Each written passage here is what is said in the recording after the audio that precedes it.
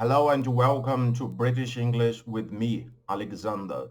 Thanks for watching. It's a pleasure to have you here. Please feel free to subscribe to the channel.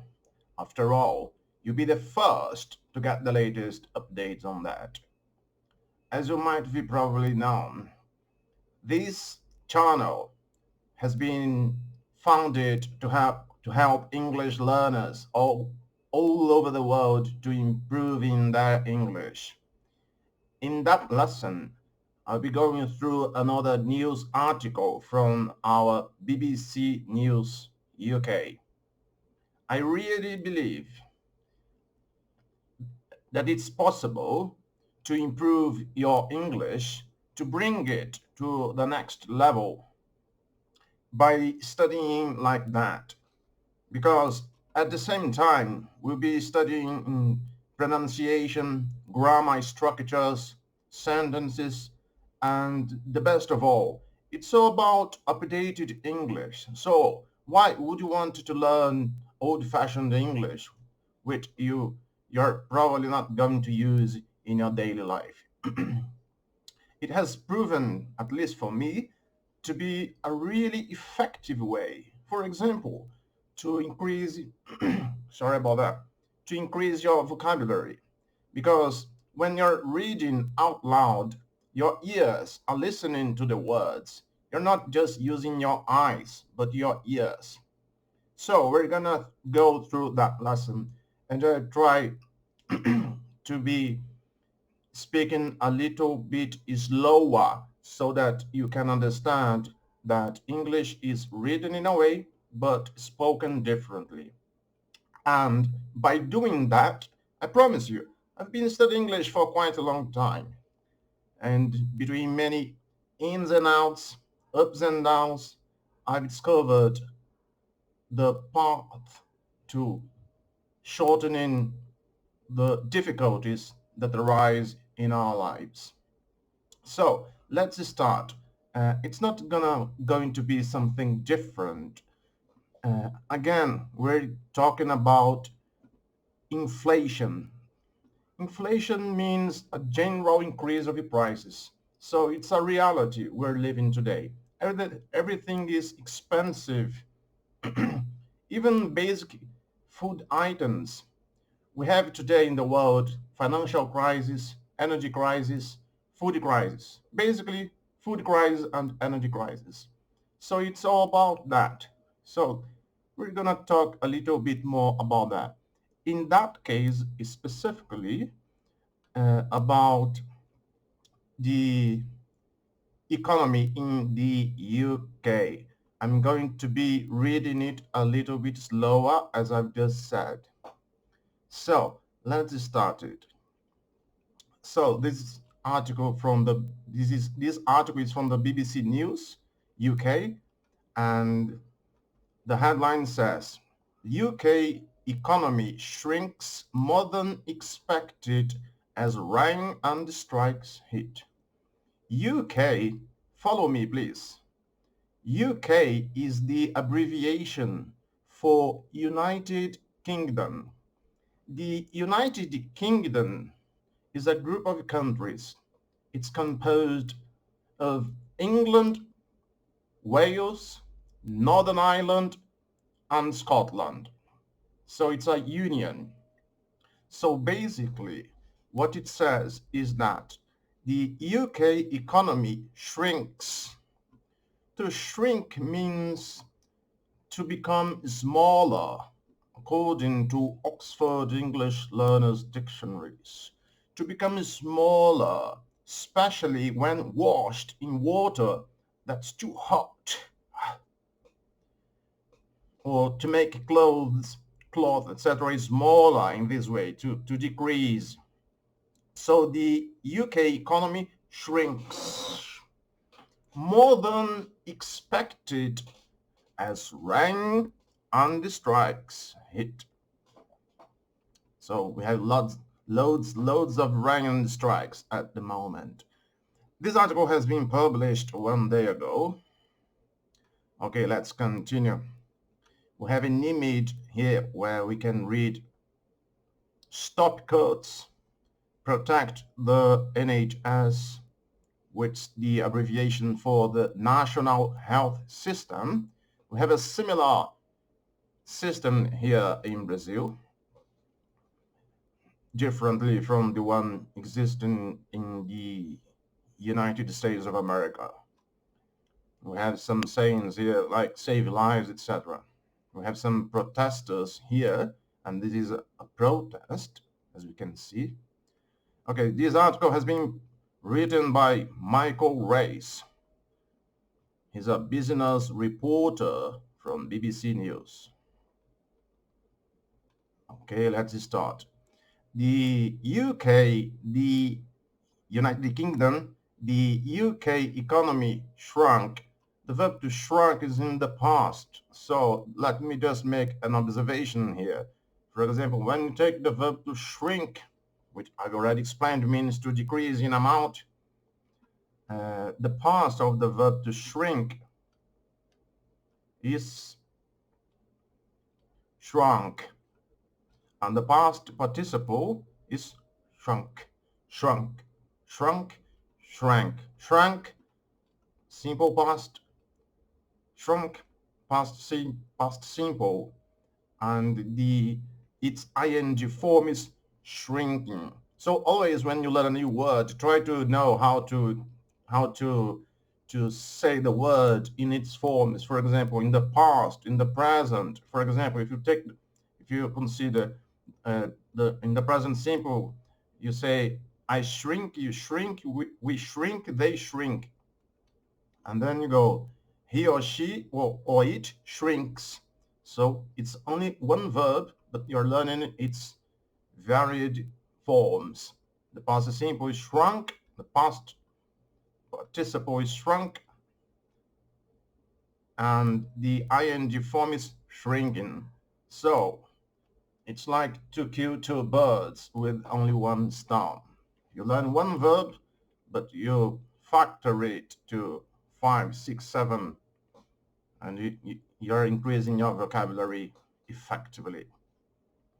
So let's continue. The UK economy shrunk more than expected in July, driven by the strike action by NHS workers and teachers, according to official figures. Wet weather also hit the construction and retail industries.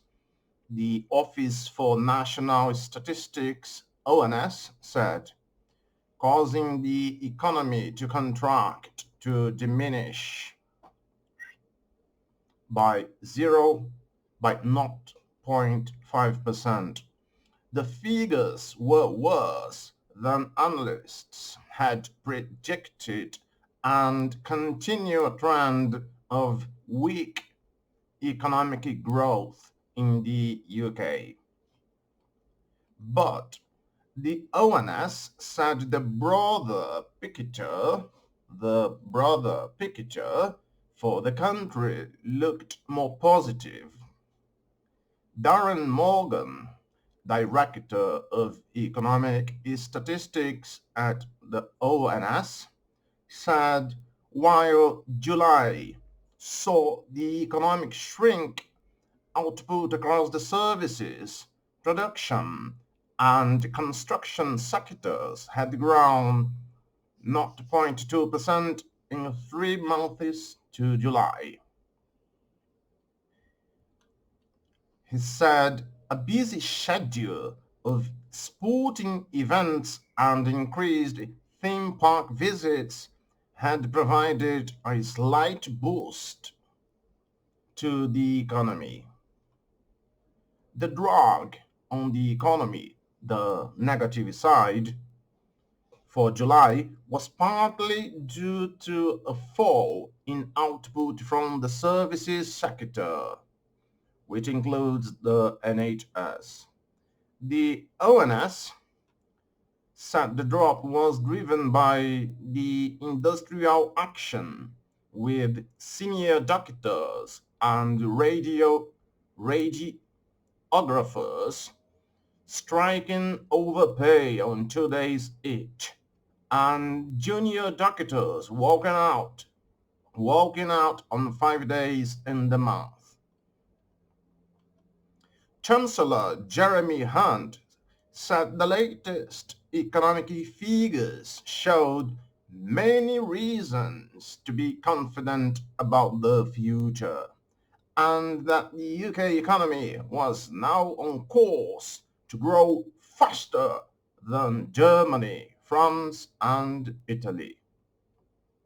The figure produced by the ONS to show the health of the UK economy is known as gross domestic product, GDP. The GDP is the amount of money that a country produces annually. GDP is a measure or an attempt to measure, at least, all the activity of companies, governments, and individuals in a country. If the figure is increasing, it means the economy is growing and people are doing more work and getting a little bit richer on average. But if GDP is falling, if GDP is falling, uh, just a moment please, then the economy is shrinking, it's decreasing, which can be bad news for businesses. If GDP falls for 2 quarters in a row,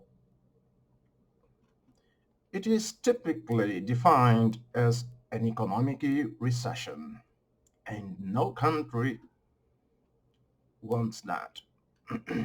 UK economy shrunk by, this is in the past, by not means zero, not 0.5% in July. As you can see in the graphic, it's a really problematic financial situation.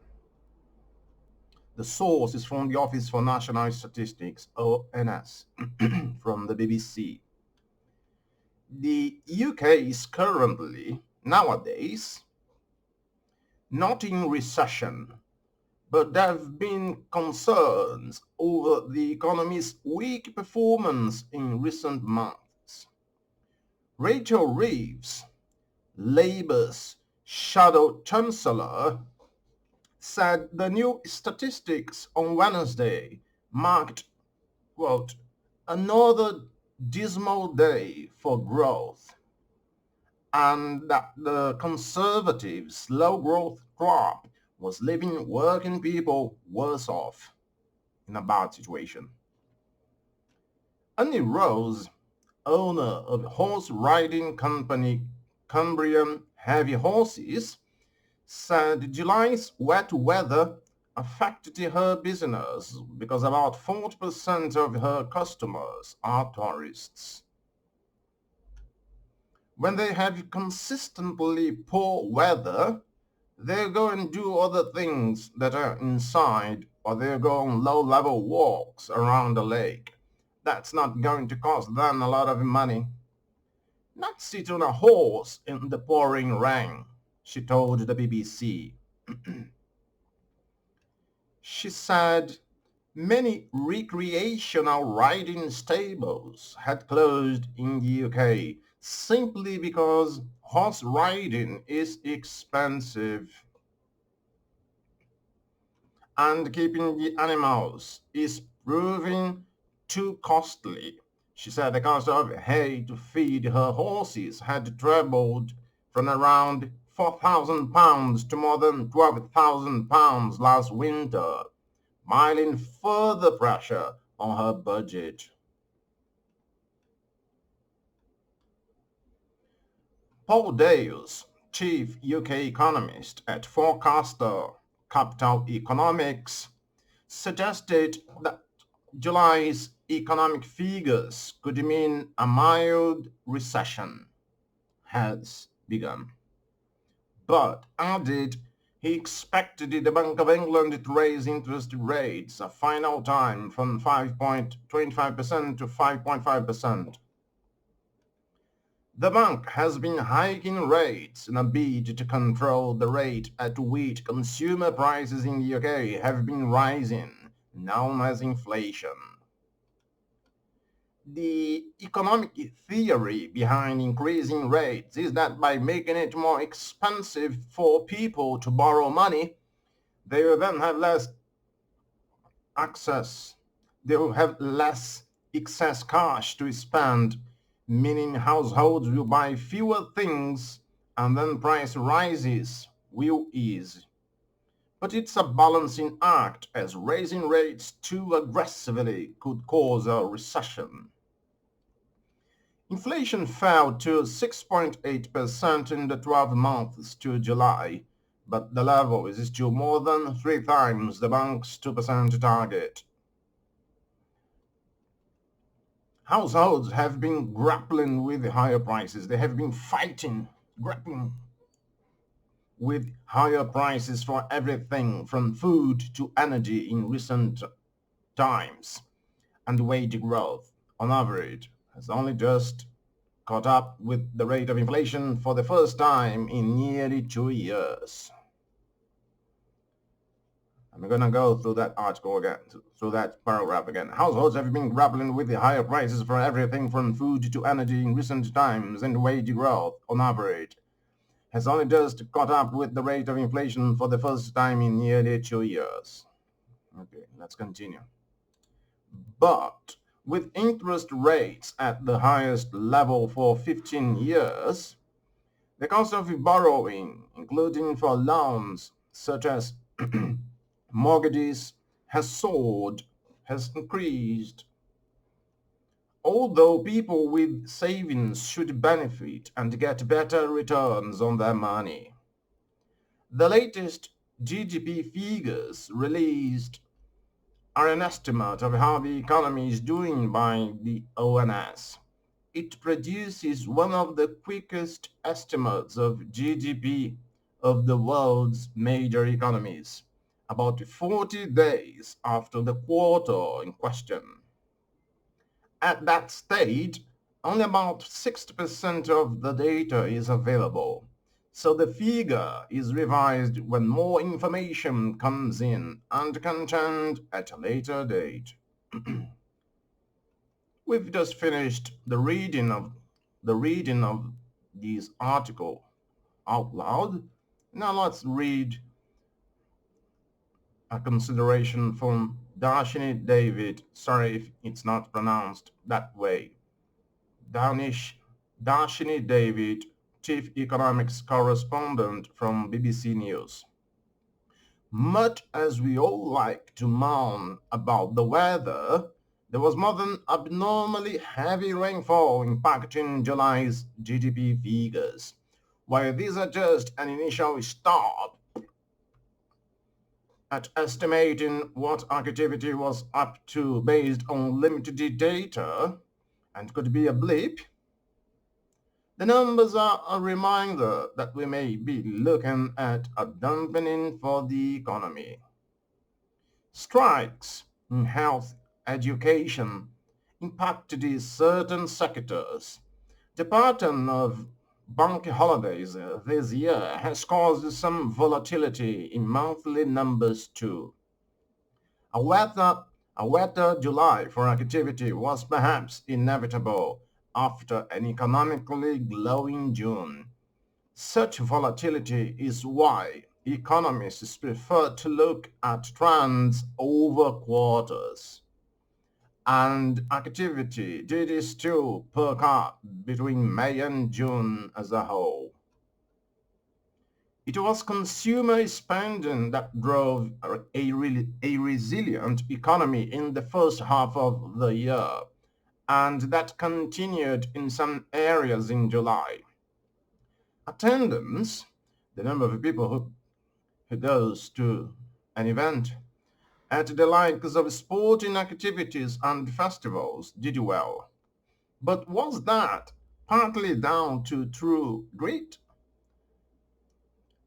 Determination to brave the weather after splashing out on tickets to spend a lot of money and to treat ourselves after the lockdown years during the coronavirus pandemic. That's what is being considered here. Or could it be a last splash as fixed rate mortgages deals and over half of residential mortgage holders and a bigger slice of landlords with buy-to-let loans have been exposed to higher interest rates, monthly repayments rising typically by hundreds of pounds. The forthcoming data will be scrutinized, examined as closely as meteorologists do their weather charts. That's it for today. I've just finished reading that article. I hope you've enjoyed it. Believe me, this is an effective way to improve your vocabulary because when you read out loud the things you're reading, your brain is making recordings of those sounds. And through that method, you're going to increase your English. You're going to bring it to the next level. Um, that's it. I hope you've enjoyed it. Please subscribe to the channel, share the content, share the channel to help English learners reach fluents all over the world. Cheers.